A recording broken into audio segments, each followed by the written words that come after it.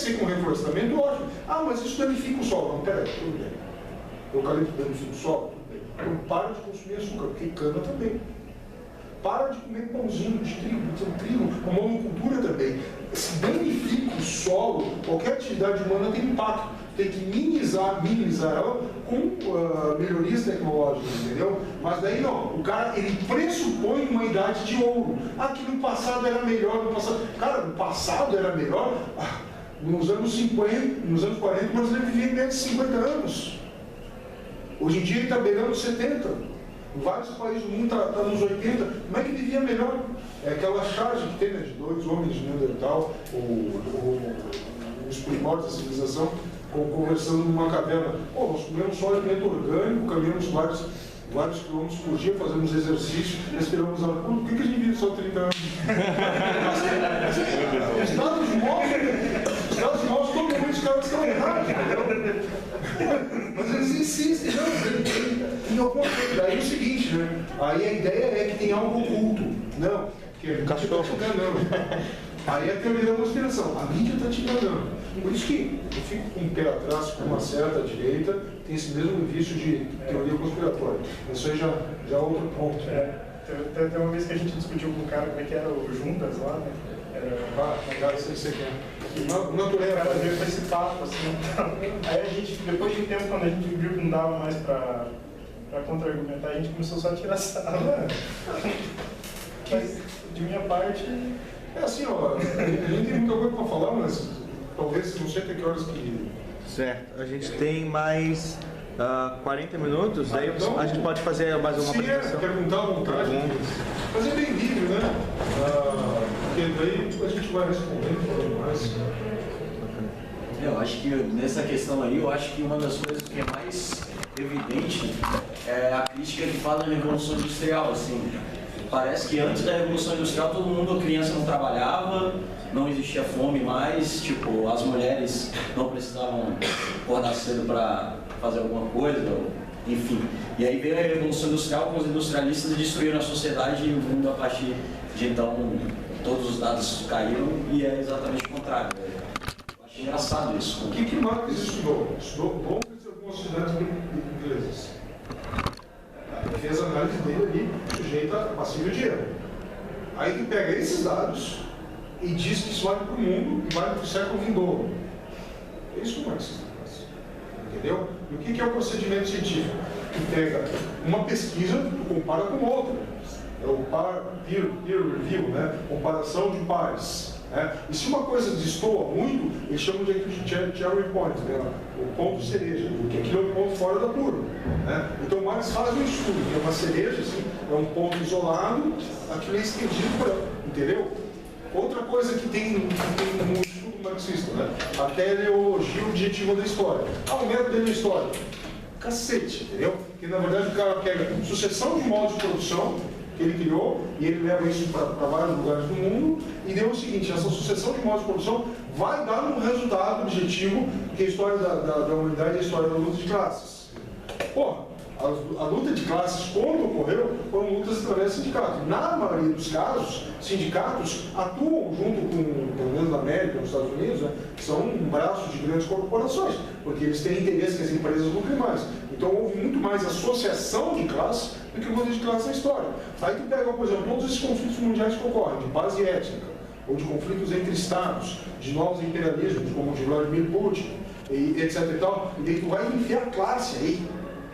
É que um jovem marxista faz, ele enfia a classe aí. Pega esse David Harvey que eu citei, o novo imperialismo. É isso, entendeu? Ele tem que enfiar. Então, vários conflitos que existem que não são guiados por categorias coletivas. A classe social é uma categoria coletiva. E ele tem que entender isso, entendeu? Ou seja, tu tem que entender o mundo dessa forma. Assim, ó, é uma coisa tão bizarra que é como tu acreditar em profeta.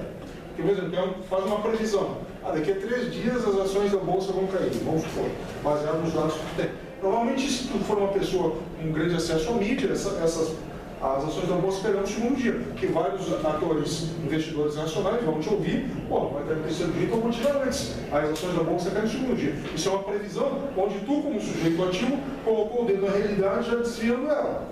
Agora, imagina, Isso a gente sabe que toda previsão está sujeita a erros, a mudança de curso e tal. Agora imagina um cara, um gerente enorme, faz uma mega previsão, vai valer para vários outros séculos, várias realidades diferentes.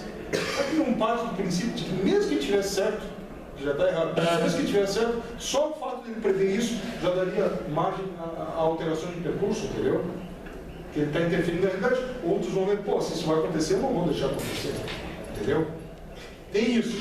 Teleologia, por quê? Teleologia é um curso, a teleologia objetiva é um curso definido. Então, quando o marxista fala assim, essa greve, os operários perderam, mas ela foi boa para cá os operários, porque eles vão piorar sua condição financeira, vão ter mais raiva ainda da classe opressora e vão continuar lutando contra o capitalismo. Então a greve é boa. Ou seja, é um pensamento, como ele disse, que se fecha um ciclo, né?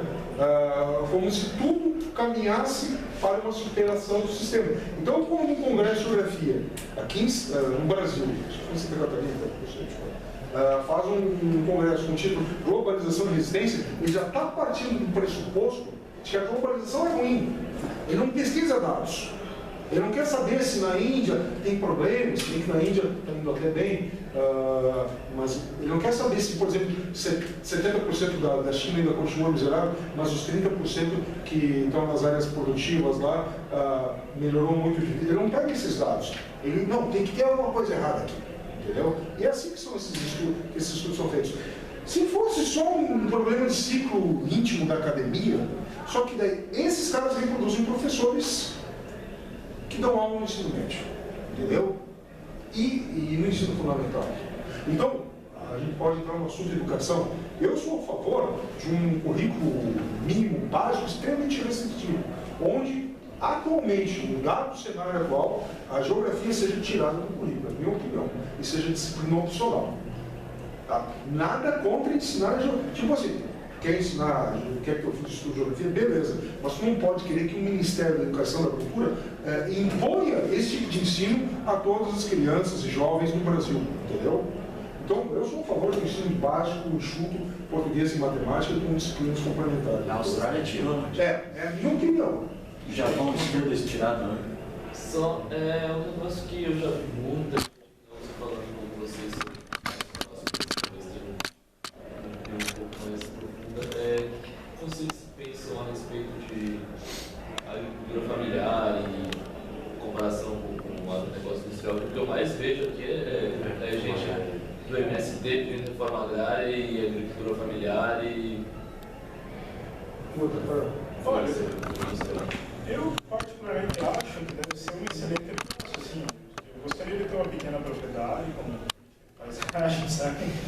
Tem até um amigo meu que tem uma chácara lá em Tijucas do Sul, e é bem agradável no final de semana e tal. Bacana, assim, um negócio legal, né? Deve ser bem bacana. Agora, do ponto de vista prático, é absurdo, né? Ridículo.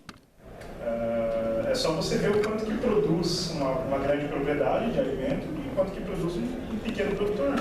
A agricultura familiar, em geral, é sinônimo de agricultura de subsistência. Se aquele cara está produzindo para subsistência, como é que ele vai produzir para o resto das pessoas? Mas boa parte de Florianópolis e região é produzida por agricultura familiar. Tudo bem, mas aí é agricultura familiar comercial. O cara produz alface, produz repolho, produz tomate, usa bastante agrotóxico, coloca uma estufa em cima da propriedade. E qual que é a ideia dele? É vender no mercado, de preferência com o maior preço possível e salvar a produção dele de pragas e catástrofes naturais. Isso é o objetivo dele. Esse cara ele vai procurar uma fonte de financiamento hoje no Brasil bastante acessível, que é o Pronaf. O Pronaf permite ele financiar lá com juros de 6% ao ano, com 3 anos de carência, para ele pagar só as prestações. Então ele pode comprar equipamento para aumentar a produção, financiar estufa, etc. Esse é um tipo de agricultura familiar. Tem um outro tipo de agricultura familiar que por exemplo, o estilo americano, farmer, né? Farmer americano, que é o que a gente tem lá no Paraná, na colônia Vitimarsum. É um monte de pequenas propriedades até 10, 12 hectares, os caras têm gado leiteiro. Tudo gado geneticamente, a genética deles é importada da Holanda, produzem 24, 25 litros de leite por dia, cada vaca daquela, entendeu? Leite de altíssima qualidade, eles montam uma cooperativa, com aquela cooperativa eles produzem queijo, tem um restaurante, loja direto da fábrica que eles produzem e tal. Esse é um modelo de agricultura familiar que tem viabilidade. Agora, a agricultura de reforma agrária do MST é agricultura de gerar miserável. Com exceção aqui em Santa Catarina, aqui é um pouco diferente. Quando eu estava na faculdade, eu visitei 2 assentamentos do MST. Um assentamento estava praticamente todo esvaziado. Na verdade, eu não estava na faculdade, eu estava no mestrado, fazendo uma aula de campo que eu ajudei a organizar. A primeira estava praticamente abandonada. A maior parte das famílias tinham ido embora porque eles colocaram os caras lá na propriedade de fundo de vale e os caras começaram a produzir, mas não tinham como escoar por ali. E é isso, o pequeno produtor, para ele ter algum retorno financeiro, ele tem que produzir coisas de alto valor que tenham alto giro. Cogumelo, coisas caras. Entendeu? Se ele não fizer isso, ele está morto. Certo? E a outra foi num assentamento em Paraná City, em que os caras do MST se reuniram, todos os lotes, plantaram cana e montaram um engenho, e eles vendiam cachaça. Então, assim, era uma cesta básica. Sem moralismo, a cachaça deles era excelente. Eu lembro que metade da turma saiu bêbada do engenho lá. Mas era uma cachaça muito boa. Só que assim, você fazer reforma agrária para os caras produzirem cachaça, não faz sentido usar dinheiro público para isso. Quando o site Brinca divulgava dados sobre assentamento, eu não sou pessimista, tá? Mas era na gestão do UFHC. Aí que tinha dados lá. Depois o PT entrou no cara, que era aquele, esqueci o nome daquele cara que virou presidente do INCRA, mas era um cara bem ligado ao MST. Não era o Stérgio, era um outro, não esqueci o nome. E eu me lembro que naquela época, que era o UFHC, os dados eram o seguinte, do que é destinado aos assentados, às terras que são, 15% dos assentados na região sul abandonam suas terras. Na região norte, era coisa de 45%. Isso segundo dados oficiais. Pode ser muito mais, porque ele tem um cara que vende o terreno e legalmente tinha que ficar um X de anos, 10 anos, mas o cara vendia hoje em dia dá um apartamento para alguém, vende as chaves e vai embora. Só que o que acontece? Não foi feita nenhuma auditoria desses assentamentos, de quanto produz e como produz. Ah, mas você é insensível, você não se importa com a condição dessa população pobre. Se é questão de fazer assistencialismo, então que se distribua bolsas com uma finalidade específica, ou então que se dê um crédito para ele montar um negócio na cidade, uma carrocinha de cachorro-quente, que vai dar uma renda para ele muito superior e um trabalho infinitamente mais leve do que ele ficar trabalhando na agricultura brincando de... Na verdade, até no Paraná teve um negócio que eles chamavam de vila rural, que era assim, na verdade era uma política de... como é que chama? Era uma política tipo de assentamento urbano, que a vila rural era um lote de 1 hectare, não dava 1 hectare, dava 1.000 metros quadrados, um pouco mais do que isso, que davam lá para o agricultor, e aí ele tinha uma casa, então era uma família pobre, o cara ganhava aquilo ali, e era perto da cidade. Eles geralmente faziam essa vila e colocavam uma linha de ônibus para o cara chegar na cidade. E aí o que acontecia? O cara tinha a casa dele, trabalhava na cidade, geralmente o pessoal que está nessas filas de lista de espera para conseguir terra, é gente que trabalha na construção civil, gente que trabalha, enfim, serviços urbanos, tal, mulher é diarista, não sei o quê. Então ele morar perto da cidade é bom para ele, né? Porque a mulher continua trabalhando, ele continua fazendo esse serviço. E no fundo de casa ele tinha espaço para plantar alimento para complementar a renda dele. A renda ou a dieta dele, nosso familiar. Ter a galinha, porco, alguma coisa. Tinha bastante lote para isso. Na verdade era mais de 1.000 metros quadrados, né? Porque senão você podia fazer isso na tua casa. Mas era um lote bem razoável. Bom, é uma política de... Você não precisa dar uma propriedade rural inteira para o cara. Porque o que acontece hoje, para você ter uma produtividade eficiente, você precisa de fertilizante, você precisa de agrotóxico, você precisa de trator, você precisa de um monte de coisa. que sai caro. A agricultura ecológica, ela é viável, mas ela é cara. Aqueles produtos, talvez pela economia de escala, quanto maior a oferta, o produto começa a cair o preço. Mas, regra geral, ela é mais cara do que a agricultura convencional. E é viável perto de centros urbanos grandes, não tem demanda por isso.